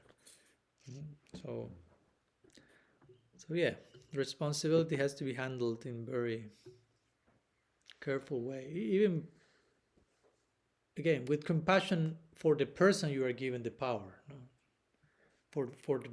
To protect you, let's say whomever is there to protect you, I won't give you that much power because I may be killing you by giving you that much power. And you may end up killing others by a misuse of power. No? So it's like a knife, like Prabhupada will say, or like a razors. You can shave your head, or you can destroy your head if you don't know how to use it. So power. No? You can use something beautiful, or you can destroy everything. So yeah. Thank you for your question. For your courage. That's one of the main things to gradually bring solutions to the thing. Yeah. Something else, or we are done? Okay, last question. Do you have a few minutes? I don't want to overextend. What time is it? As long as you're Oh, okay. 8:35. Okay. You can go forever. We have eternity, You yeah. have a long flight and that tomorrow, so Yeah. I have to remind myself that I'm flying tomorrow. so totally up to you. Yeah. One last question, and Sorry. no, please. I think just following on from Sham's, or your response to Sham's question, I feel like you've used this term cancel culture a few times in your talk tonight, cancel culture. Yeah. And it's a term that probably, 5 years ago or something, nobody ever really thought of cancel culture, although maybe it was still in place. Mm-hmm. And people didn't feel like they could have a voice, guru-disciple relationship and so forth. And it's also in mainstream, cancel culture is a big thing now. Mm-hmm. And I'm not sure exactly what my question is, but just this, it's so oppressive that we're living within this larger society, and we're within a society within a bigger society where the voice is not where people's kind of voice and opinions are not able to be expressed or to ask questions like that. Are we influenced by the wider society, or is it just something to do with the Vaishnav kind of etiquette? I guess that's my question. No, Vaishnava etiquette has nothing to do with cancel culture. Well, the misunderstanding of Vaishnava etiquette maybe, but as we talked the other day on Vaishnava etiquette also, no? Vaishnava etiquette has nothing to do with making us paranoid and distant and calculating everything and being full of fear and intimidation. That's not Vaishnava etiquette. Vaishnava etiquette has to promote, again, intimacy, love, affection, sincerity, all these Vaishnava values, no? Fear, intimidation, those are not Vaishnava values, just in case. So yeah, I mean, if we find that some of those non-Vaishnava attributes are happening in our society, well, we have to bring a new voice to the society, so to say, no? That's how it happens, no? And yeah, of course, as I said before, you are speaking about cancel culture in the wider society, and we are a smaller society within that society, and yeah, as I mentioned before, many things happen in the world filter and affect the way we think, the way we act. It's not that it doesn't touch me. It touches us more than what we can think, especially, again, with social media and things that start to enter more and more intimately, so to say, and influences more and more subtly. So, but whatever is the cost that makes our little small society to be affected by that, if we feel, okay, there is cancel culture, there is this, you are seeing the thing, then you are responsible to do something about it. No? If you are seeing it, you have to take responsibility for what you are seeing. Like I remember once I was in Chile, and I went to the bathroom, and there was one. It was a little tricky, but there was one sign in the bathroom, and it said, "If you see that the bathroom is a mess, it means that Krishna is showing you that and wants you to clean it." And of course, I watched, and the bathroom was a mess. Probably every day was a mess, and they put that sign. So, but at the same time, I appreciated the point. Like, if you see something, you are seeing it. Now you have to take responsibility for that. If I know there is some abuse going on in the other room, I already know it. I became part of that, of the solution, or becoming accomplice to that. If I don't know, it's another thing. I mean, I didn't know. But if I see it, if you will, if I know about it, and I don't do anything, that's as I mentioned in my book, that's a sin of omission. You have the sin of commission, where you commit something wrong, and you have omission, where you know someone else is doing something wrong, and you just like, or as you say, like, so yeah, if we see or feel there's some voices that are not speaking, we need to speak some things, well, we have to begin that at home. No? That maybe that's Krishna inviting us to make our contribution, so to say. No? That's how it happens. Again, we cannot just wait when someone will say something about this issue that someone needs to speak about. Nobody's saying anything. And the wind will blow back saying, and what about you? No? Because if not, we can become cynical and just throwing stones from outside. Like, nobody's doing anything, and this should be done. And we just become expert at criticizing how nobody's doing anything. But we are not doing anything either. And just criticizing that others, I'm not saying you are doing that, I'm just saying the danger to go there is present. And we don't also want to be insiders who just comply and submit in a blind way, but also we don't want to be outsiders being cynical, bitter, resentful, just throwing stones. So we have to stand somehow in between those two things, so to say, no? and hopefully raise our voice and take commitment and responsibility for what we see and we feel it needs to change. And if our voice is not heard in certain circles, then we have to look for a circle where our voice will be heard. We may have to create our own circle, but our voice has to be heard. That's the point. I cannot just stop thinking, stop feeling, stop talking because they are not accepting what I have to say. No? So we need to have, again, safe spaces. And maybe the safe space is something like this. No?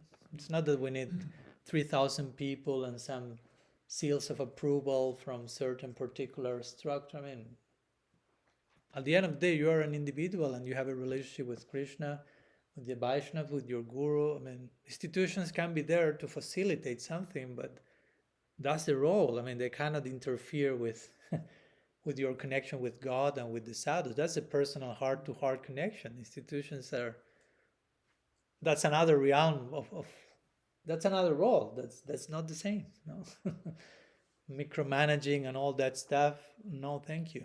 No.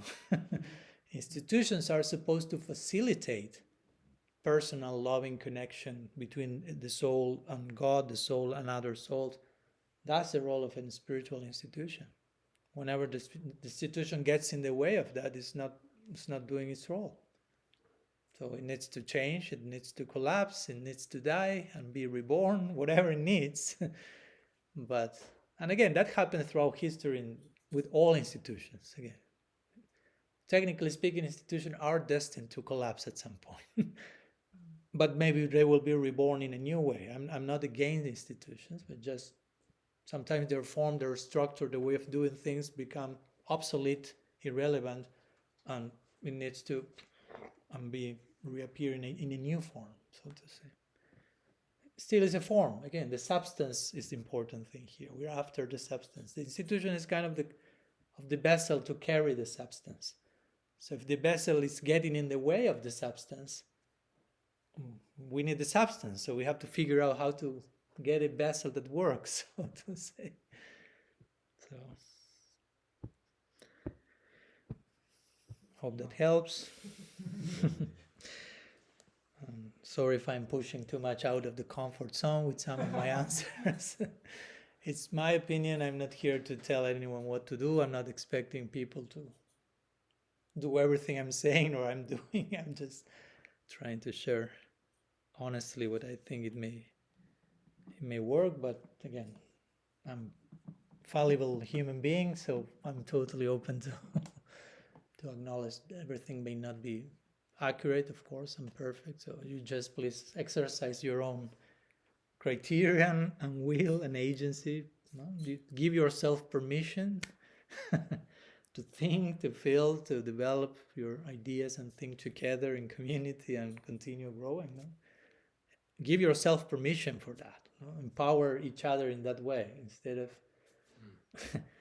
maybe there was a lot of counseling throughout time. Now it's time for empowering each other instead of disempowering. It's empowering each other to our own voice, our own opinion, being open to be mistaken and being corrected, but also we have an individuality and we have to offer that to Krishna in service. We have to develop our individuality for the pleasure of Krishna. So that's a big challenge, but that's a beautiful offering that Krishna will enjoy a lot. Remember, he's the supreme personality of Godhead, so he wants to see us also in our supreme personality. He doesn't want a half-baked individual. He wants half-baked individual. Yeah, he wants you to be fully as a person as you can be, with all your thoughts and opinions and feelings.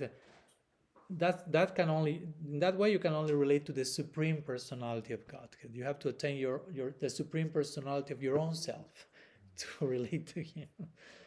So we have to work on that so we can relate to him properly. So now, thank you so much to all of you for the invitation to visit Kati Kati. It's Kati Kati, it's not Keti Keti, right? It's Kati Kati. Kati Kati. Yeah, thank you.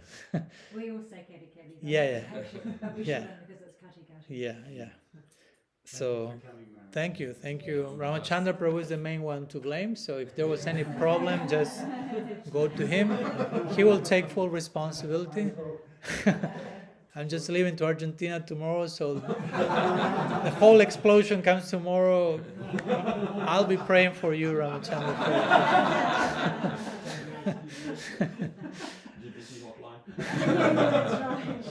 Yeah. I call for you. Yeah. So thank you so much for inviting me and for your openness and for your courage of inviting and for all of you, to being here and your openness and your trust. And on behalf of us all, we'd like to thank you so much for taking such an inconvenience to come all the way to New Zealand. Okay. And we certainly found your association invaluable and very insightful and inspirational and uplifting. And I'm sure we can all attest to that. We've all experienced something.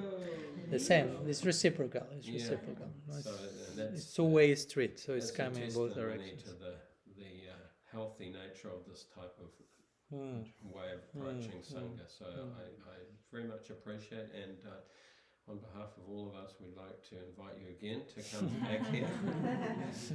And before we all go, I'd like to get a group photo with all of us together, isn't it? Why not? Be nice. Yeah. we have to honor that principle, of course. Okay, thank you so much. Sri Sachinandan Gaur Hari ki jai, Sri Harinam Sankirtan ki jai, Sadhu Sangha ki jai. काति काति यात्रा की जय। घोर प्रेमानंद हरि बोल। वंशकल्पतरुभ्यश्च कृपा सिंधुभ्येव च पतितानं पावनेभ्यो वैष्णवेभ्यो नमः। अनंत कोटि वैष्णव वृंद की जय। गौर हरि बोल।